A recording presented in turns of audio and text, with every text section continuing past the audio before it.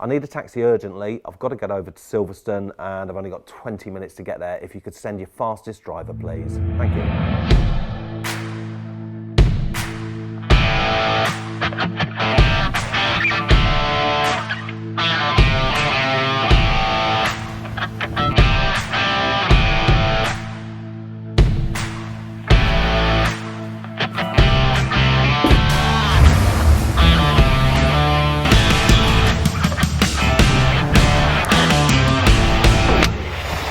Hello mate, how you doing? I'm alright, how are you? Good to see you. Cheers, not too bad. Late for work. You can get us there as quickly as possible. I'll give it a go, Rob. I can't guarantee that. That'd be very much appreciated. Let me put my seatbelt on. Oh dear, how's life treating you? It's alright. It could be better as always, but I can't complain. Yeah, I've been following your progress in the BTCC. You seem to be coming to terms with it all and enjoying yourself a bit more. I'm not so sure that's true, but anyway. So I did a bit of research on you on Google and some interesting stuff on there. It's saying, whether it's fact or not, saying that you started in motorsport obviously very young. You come from a family without a silver spoon in your mouth and were brought up in a caravan. Okay, so Google's quite informative, isn't it? Isn't it? Is that correct? So I was born in Barnet, North London, Herts border, and our first residence was a static mobile home. So in effect, a caravan. Yes. Yeah. And in fact, I didn't have a bed or a cot. I had a chest of drawers, and my bed was the last drawer, bottom down, which was my home for a considerable amount of time. Yeah. So basically, it's very true. Yeah, and silver spoon, not sure about that. No. I don't think I've had a spoon full stop, but there you go. Right. So talk us through, obviously, from your early days of getting involved in motorsport, and obviously to where you are these days. I mean, the motorsport side is driven off the back of me being brought up as the son of a car dealer. Right. You know, okay. So got you. My father was a panel beater and sprayer by profession. Yeah.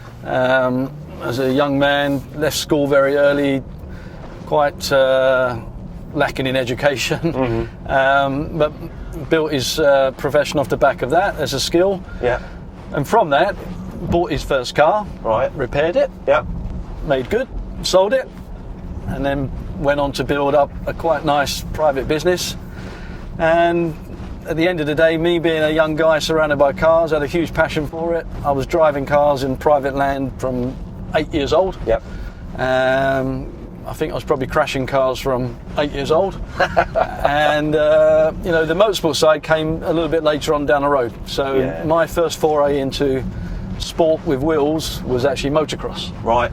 So as a 14-year-old schoolboy, that was the first part of the speed journey for me. Fantastic. And then obviously I know you were, I'd say, one of my childhood heroes, really.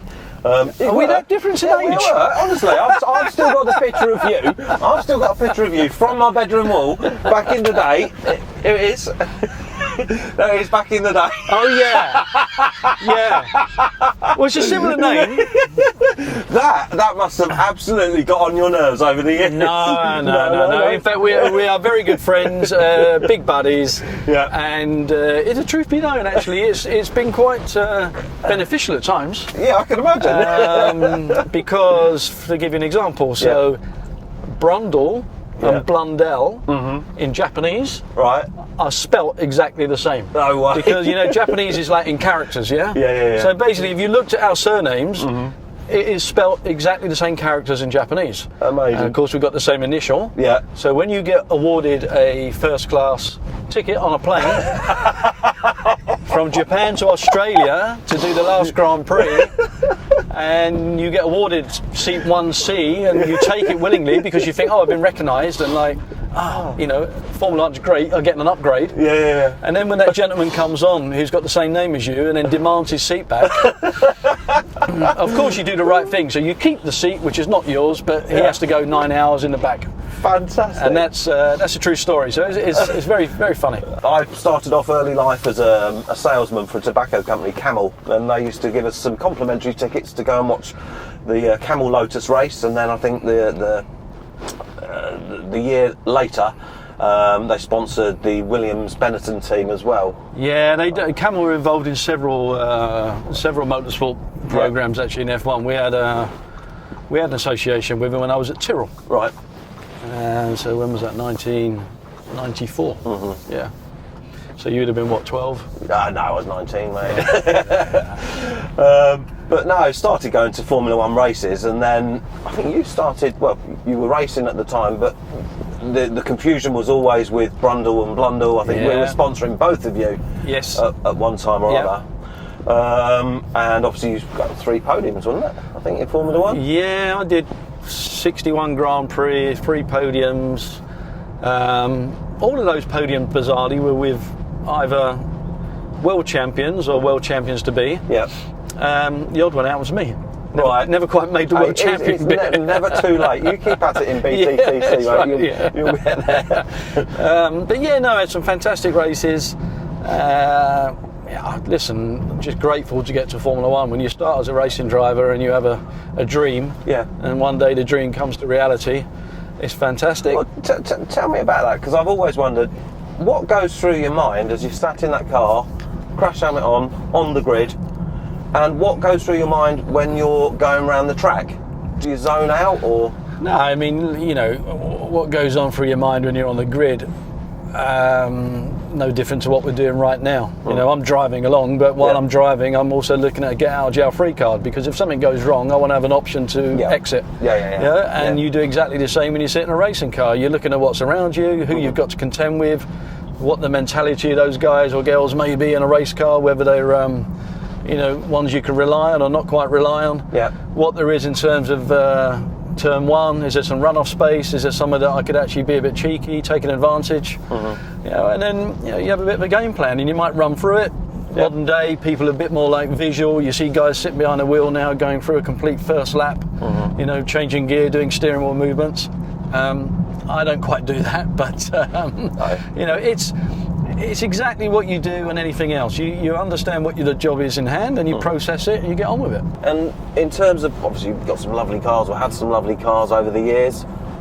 Has that supercars, has that been your thing? I think over the years, Rob, I've had several different cars, and whether it's been stuff that's been associated with contracts I've had, or whether the cars that I've gone and bought. Personal stuff, what have you bought?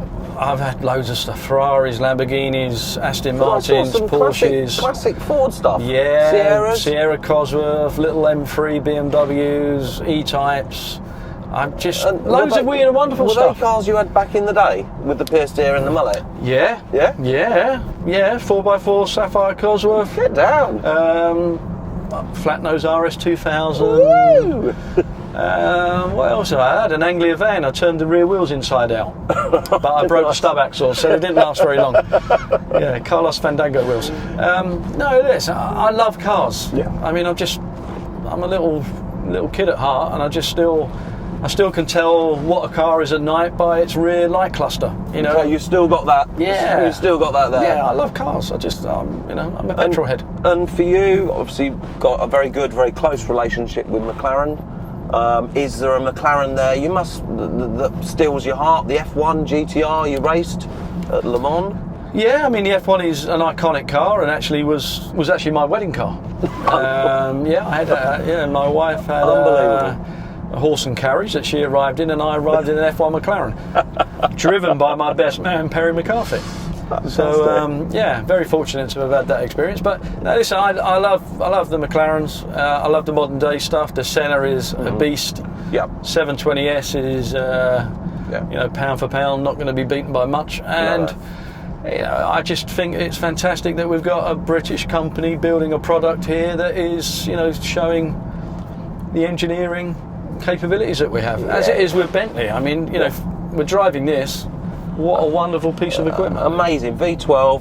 Went to the factory myself, and I know you've been as well. I am a Bentley boy. I know you are.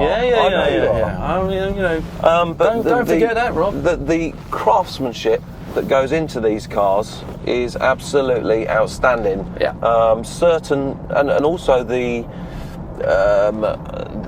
the care that the members of staff take in actually building them. Again, it's built with such passion that I have not witnessed in any other factory. Well, I think it's passion and it's love, because they actually love what they're doing. Absolutely. When you talk to so many of those people there, firstly, they've been there for years and years.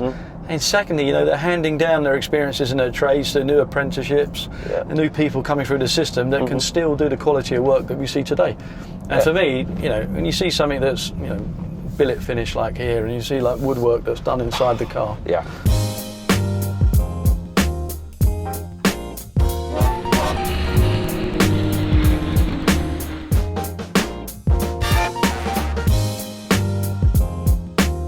British touring car paddock, Silverstone. Rob, you want to have a look around the car? It's an Audi S3 saloon. It's pretty sophisticated for a touring car, double wishbone suspension. You can see at the moment actually there's a load of ballast in there, so we're actually ballasting the car to the driver weight while they take all the parameters and all the settings out. We have some downforce in the shape of a rear wing. Oh, he's getting in, he's getting in, he's getting in. Yeah, so far you'd have found the exit test. I'm going to leave you there a moment. I'm going to go for a comfort break.